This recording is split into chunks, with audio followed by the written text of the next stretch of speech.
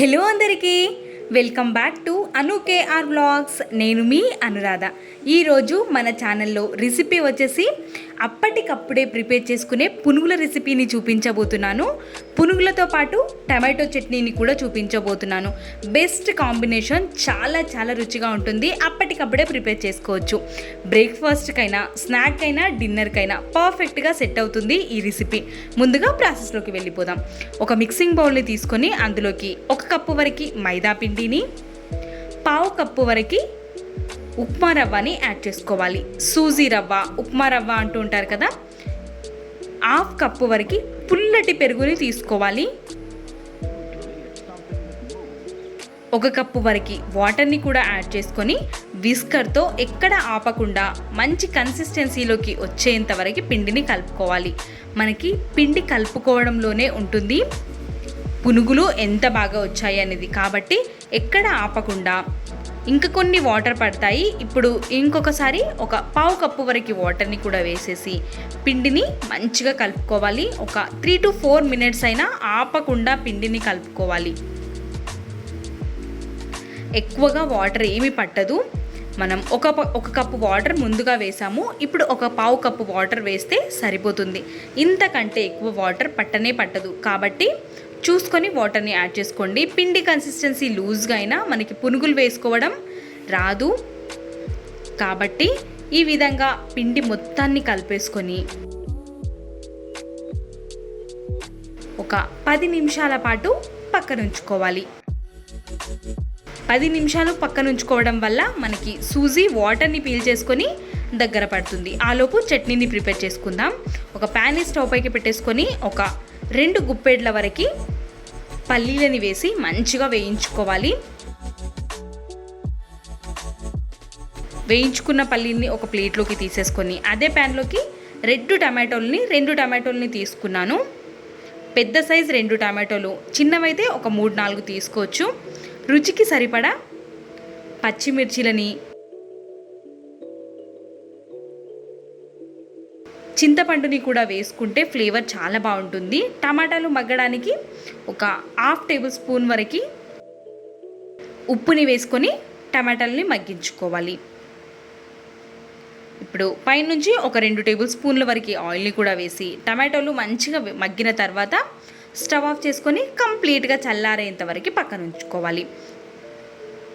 ఇప్పుడు ఒక మిక్సీ జార్ని తీసుకొని అందులోకి మనం వేయించుకున్న పల్లీల్ని పొట్టు తీసేసి వేసుకోవాలి.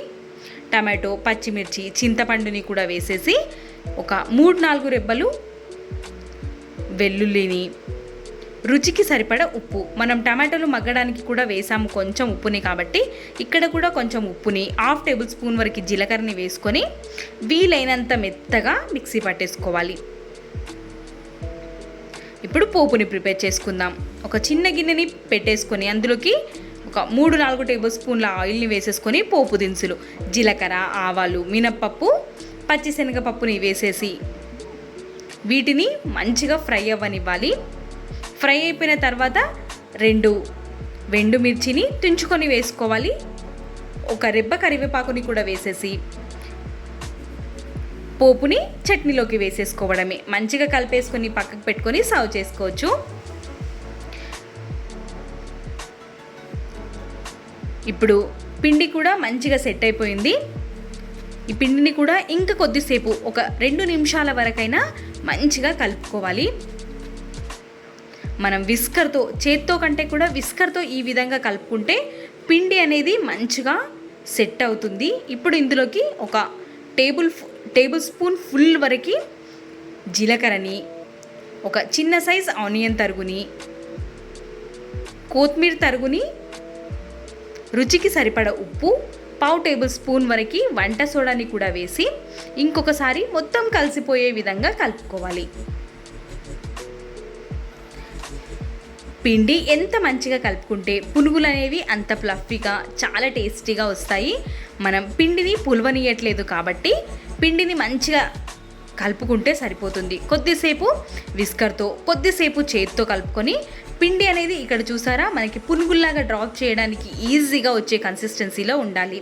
ఈ విధంగా ఉన్నప్పుడు పిండిని పక్కకు పెట్టేసుకొని ఆయిల్ డీప్ ఫ్రైకి సరిపడా ఆయిల్ని వేసేసి మంచిగా వేడి చేసుకోవాలి.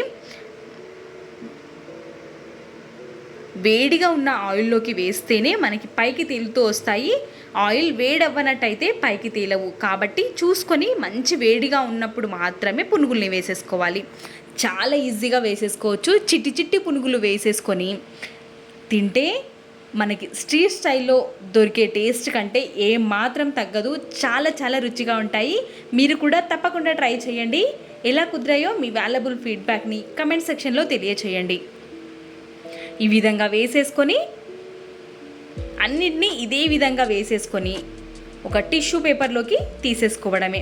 వంట సోడాని ఎక్కువగా వేసుకోకూడదు. వంట సోడాని ఎక్కువగా వేసుకోవడం వల్ల ఆయిల్ ఎక్కువగా పీలుస్తుందని గుర్తుపెట్టుకోండి. చాలా ఫ్లఫీగా వచ్చాయి. ఈ విధంగానే మీరు కూడా ట్రై చేయండి. వీడియో నచ్చితే ప్లీజ్ సబ్స్క్రైబ్. ఇలాంటి మరెన్నో రెసిపీస్ మన ఛానల్లో ఉన్నాయి. ప్లీజ్ అను కేఆర్ వ్లాగ్స్ ఛానల్ని విజిట్ చేయండి. నచ్చితే సబ్స్క్రైబ్ చేయండి.